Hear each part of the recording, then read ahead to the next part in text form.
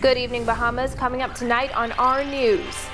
Officials at the Department of Statistics released the latest results from the labor force survey. Still no convictions for operating illegal flights. We'll tell you why straight ahead. Giovanni Gova, Mr. Just Lifted. I'm Kyle, and this is Fit Fridays.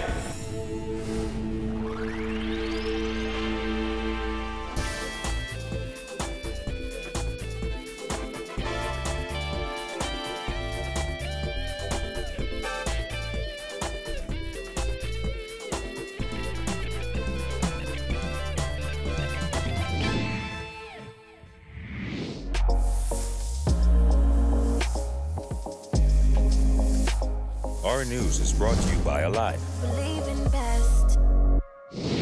Welcome to our news and thanks for joining us. I'm Christina Dragovich. Topping news tonight, preliminary results of the May 2018 labor force survey reveal that the country's unemployment rate remained virtually unchanged. While there was a slight dip in unemployment, the Department of Statistics reported an increase in youth unemployment and the number of discouraged workers. Jasmine Brown has the breakdown in this report.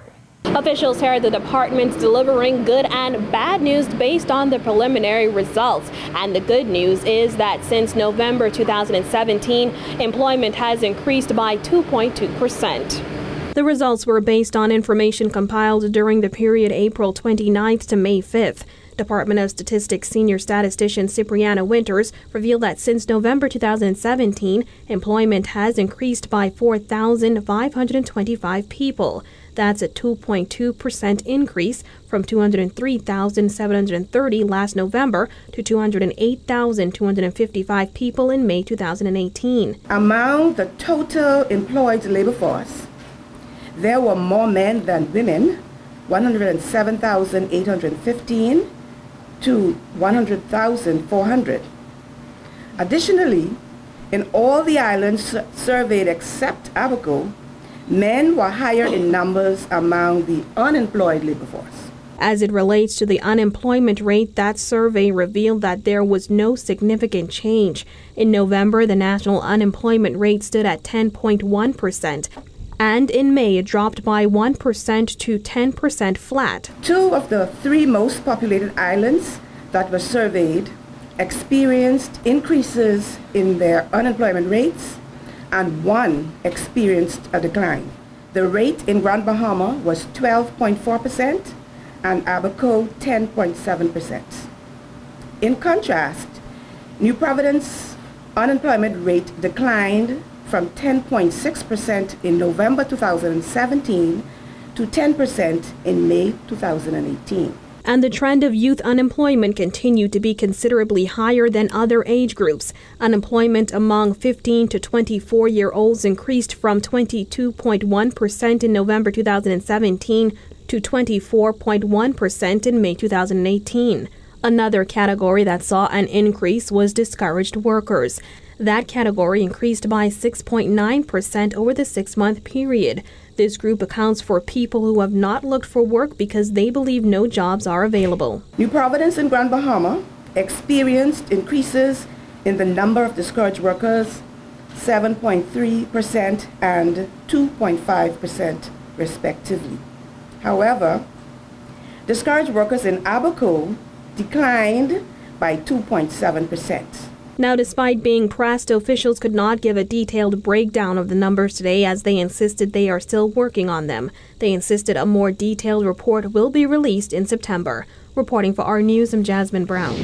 Well, Deputy Prime Minister Peter Turnquest says though they are concerned with jobless numbers, the government is working to put more Bahamians to work. Here's Jillian Gray. Unemployment among youth is up from 22.1% to 24.1%. And while the Deputy Prime Minister said they are concerned, he assured that the government is working to combat those rising statistics. The government is taking some proactive steps to try and intervene through this IDB-supported program for job skills development. $20 million loan that we took yesterday The idea behind it is to encourage young people between the ages of 18 and 40 to develop skills that for jobs that we know exist today. Over in Grand Bahama, where there are 3,955 persons unemployed, the Deputy Prime Minister said jobs do exist, as they often have persons applying for work permits in specialized areas.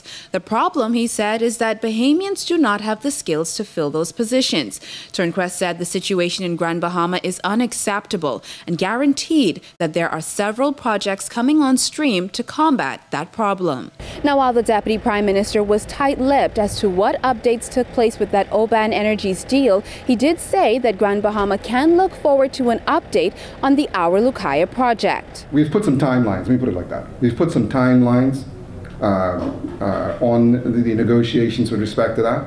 And so I can say with reasonable assurance that 30 days from now you'll know exactly what the answer is. Turnquest said the government will be focusing on skills training for jobs that currently exist in the Bahamas, and added that they will be working with BTVI to fill the skills gap. He said the government is optimistic about the growth of the economy and the jobs that are coming on stream. We know that there are additional jobs that are coming on stream. The point is coming to the point now where they're going to be taking on more Bahamians.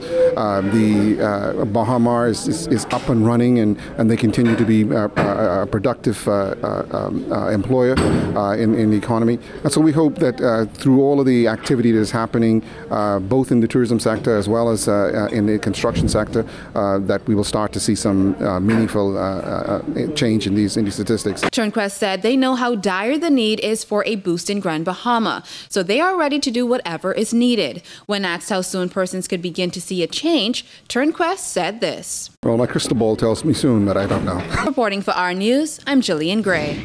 An 18-year-old man died tragically this morning when police say he was involved in a 3-car collision on Western Road just south of Mount Pleasant Village around 9 this morning.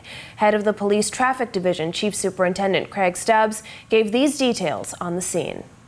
What we gathered so far, 3 got involved. The Mazda vehicle was traveling south along the Western Road corridor when apparently would have lost control and collided with a vehicle traveling in the northbound lane, and a third vehicle then collided with the first 2 vehicles that was involved in the accident.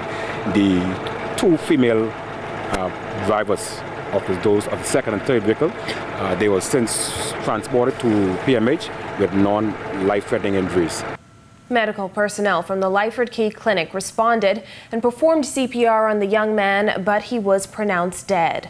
Police have identified him as 18-year-old Achintya Garikaparthi, a resident of Blair Estates. His distraught parents were on the scene and were permitted by police to see his body before it was removed from the scene. Our News understands the victim was an intern at a nearby development and was scheduled to travel abroad for school tomorrow. His crying father was inconsolable and had to be held up by relatives.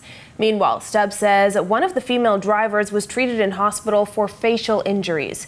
As police begin their investigation, Stubbs says speed appears to be a factor. On scene, it appears as though the one vehicle would have traveled into the opposite vehicle for oncoming traffic, thus the collision occurred. Stubbs says a frightening number of traffic fatalities and accidents are the result of speeding. If we look at all of the fatalities, the serious accidents, or the accidents which have occurred so far in just New Providence alone, we will say that 85% of them is a result of a person going in excess of the speed limit. Thus, you will see the traffic officers are now, we are now selecting roadways or corridors where we find persons seems to exceed the speed limit, and we've been targeting those persons. For this week alone, we have cited some over 100 persons just alone for driving in excess of the speed limit. In other news, 6 months after a plane crash claimed the lives of 6 people off the coast of Andros, officials at the Bahamas Civil Aviation Authority say sweeping measures are underway to eliminate the practice of unauthorized and illegal flights. However, Jared Higgs tells us that crackdown isn't happening as quickly as officials would like. Despite a threat from Tourism Minister Dionisio de Aguilar that their days were numbered, no hackers or illegal flight operators have been arrested for the practice. Director General of the Bahamas Civil Aviation Authority, Captain Charles Beneby, says it's not as easy as it sounds. What makes it challenging is the fact that we are asserting that they are operating, that they are flying for hire. The practice is that the operator would frequently say, this is my cousin, or this is my sister, this is my family. And then those persons that are flying with these people are reluctant to come forward to say, I paid. So that is why this public education campaign is going to be so important. The practice of hacking came under intense scrutiny following a plane crash off the coast of North Andros in mid-January that claimed the lives of all 6 people on board. Investigations revealed that the pilot, Darren Clark, was operating a commercial flight in breach of his pilot's license. A report from air accident investigators is set to be released next week. Beneby says cracking down on rogue pilots is difficult due to a lack of cooperation from customers who patronize their illegal businesses. He hopes that things will soon change. Persons need to understand that they are placing themselves at great risk if they are operating with an entity or a person who has not been duly certified. Accidents happen, okay? Even in the best of times, accidents happen. But our task, our job, is to mitigate that risk and to protect the traveling public. Now, besides a public education campaign, Beneby says they need more boots on the ground. He foresees a doubling of the number of staff currently present in the Safety Oversight Department. If we want to do the kinds of things that we are proposing, then we will need additional resources. Currently, we have 29 persons in SOD, in the Safety Oversight Department. So I can very well see where that number over time would probably double. Beneby says with 28 airports across the country, they'll be relying on a multi-agency task force to act as their eyes and ears when they aren't around. A list of all authorized operators is also present on the authority's website, and new badges to be displayed on aircraft will let air travelers know if the plane they're boarding is certified to carry passengers. Reporting for our news, I'm Jared Higgs. Still to come on our news, find out where Kyle Joaquin is getting fit this Friday. Plus, the statistics department goes digital. That's coming up when our news returns.